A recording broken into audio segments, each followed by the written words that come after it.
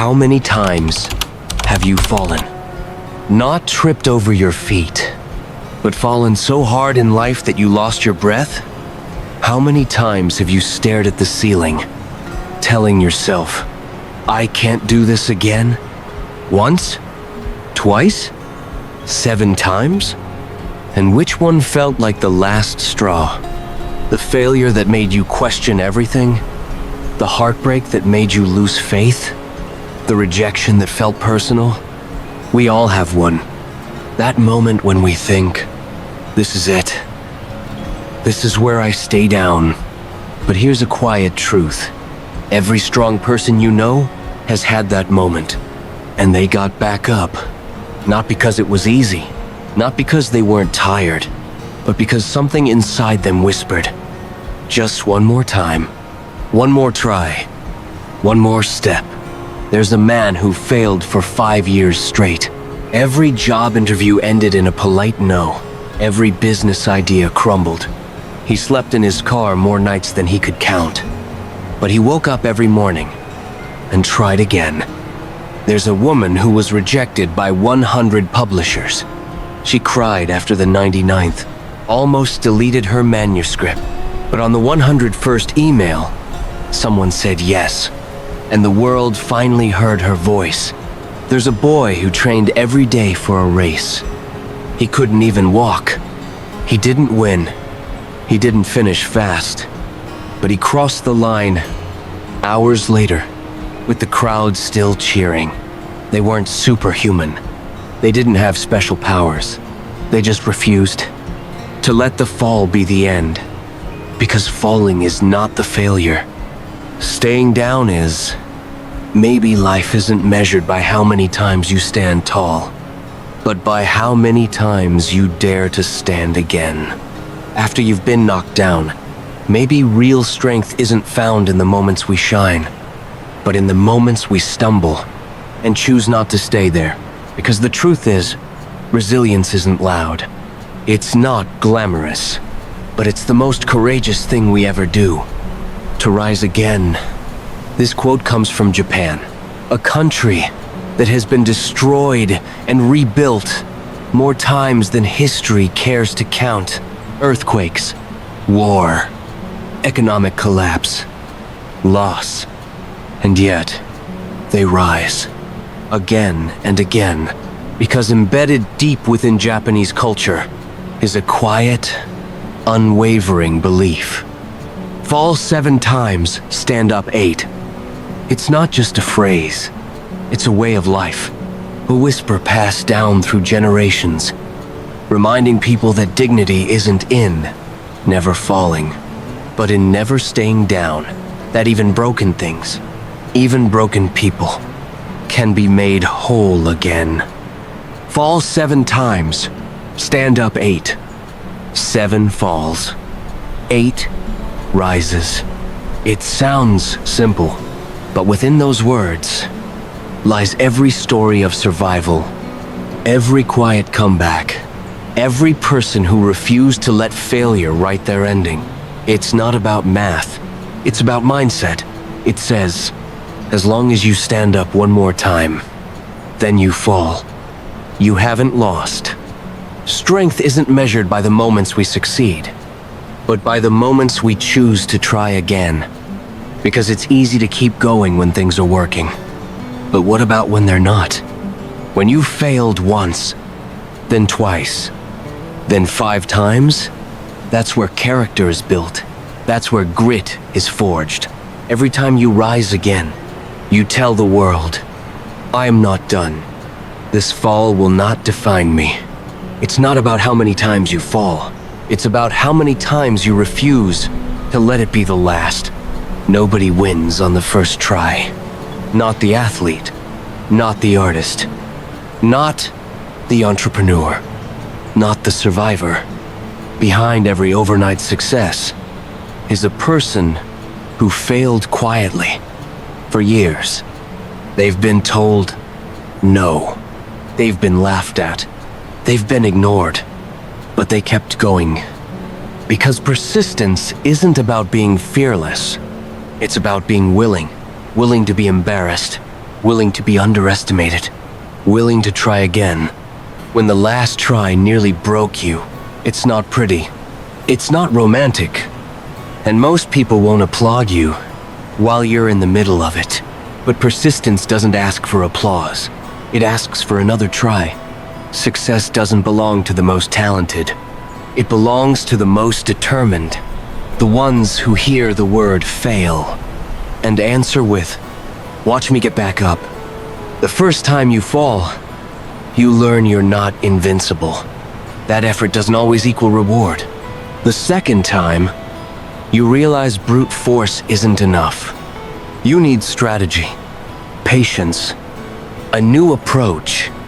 By the third time, you begin to understand something deeper. You're not failing because you're weak. You're learning what doesn't work, so you can discover what does. Failure is not a verdict. It's feedback. It's the sharp, uncomfortable teacher that shows you the truth you wouldn't have learned otherwise. And each time you fall, you walk away with something new. Perspective, humility, endurance. Falling isn't fun. It's frustrating. It can break your heart. But if you let it teach you, you don't walk away empty. You walk away stronger, clearer, more capable. Because the only thing worse than falling is falling and refusing to grow from it. Falling isn't the enemy. It's part of becoming. We've been taught to fear failure, to hide our losses, to pretend we always have it together. But the truth is, falling is human, and staying down is a choice. You are not broken because you fell. You are not weak because you struggled. You are not done because you've lost something. You only lose when you decide not to rise again. Every fall is an invitation to try a new way, to become someone wiser, to get closer to your next breakthrough. So let go of the shame. Release the fear, because falling doesn't end your story. It shapes it, and standing up again is what makes it worth telling. And now 3 stories of those who fell hard and stood anyway. Story number 1. The father who lost everything but hope. 3 years ago, he had it all. A steady job, a family, a small house he was proud of. Then everything unraveled. The company downsized. He was laid off. Depression followed. His marriage cracked under the weight of financial pressure. He lost custody of his son. Within months, he was living in his car, jobless, alone, sleeping in parking lots, showering at gyms, eating 1 meal a day. He tried. Every morning, he put on a clean shirt, walked into offices with a printed resume, and practiced smile. Every night, another. "We'll call you back." Weeks turned into months. Some days he almost gave up, almost stopped applying, almost stopped believing. But then he looked at the photo of his son, taped to the dashboard, and he whispered, "He needs to see me stand back up." One day, a school hired him part-time janitor. He worked late, cleaned every corner, asked for extra shifts. Months later, he was promoted. Then again. Eventually, he became head of maintenance, managing the very building he once mopped. Today, he has a small apartment, shared weekends with his son, and a story he tells proudly. "I fell more than 7 times, but the 8th time, I stood up. Not because I felt strong, but because my son was watching." Story number 2. The woman who was rejected 42 times. She wasn't famous. She wasn't connected. Just a woman with a story, and a belief that it mattered. He wrote between night shifts, at kitchen tables, in silence, when everyone else was asleep. It took her 3 years to finish the manuscript, another month to gather the courage to send it out. The first rejection came fast, then the second, then the 10th. Publishers said it wasn't marketable, that it lacked mass appeal. Some didn't respond at all. By the 30th rejection, she started to doubt herself. By the 40th, she nearly deleted the file. But something inside whispered, "Try one more." On her 43rd submission, a junior editor replied, not with a yes, but with a question. Can we talk more about this? That small opening became a conversation, then a contract, then a launch. Today, her book has sold over 10 million copies, translated into 35 languages. Changed lives quietly, powerfully. When asked what kept her going, she said, I didn't write to be accepted. I wrote because I knew if I stopped, the story would never reach the person who needed it most. Story number 3, the paralyzed boy who finished the race. He used to run everywhere, to school, to the park, to his friends' houses, always full of energy, always chasing something. Then came the accident, a split-second collision, spinal damage. Doctors said he'd never walk again. He was 10. For a while, he stopped smiling, stopped speaking much, stopped hoping. But one day, his father wheeled him into the park and pointed to a flyer for a charity race. The boy looked, paused, then said quietly, "Can I still be part of it?" They registered, not for the win, but for the finish. His dad built a modified racing chair. They trained every afternoon, through heat, through cold, through doubt. On race day, everyone clapped politely. Most assumed they wouldn't last the first mile, but they kept going. Other runners finished in under an hour. He and his dad took 5. But when they crossed the finish line, the crowd was still there, clapping louder than before. He didn't win a medal, but he won something else. I learned that moving slow is still moving, and crossing last still means I crossed. Maybe you're in your own fall right now.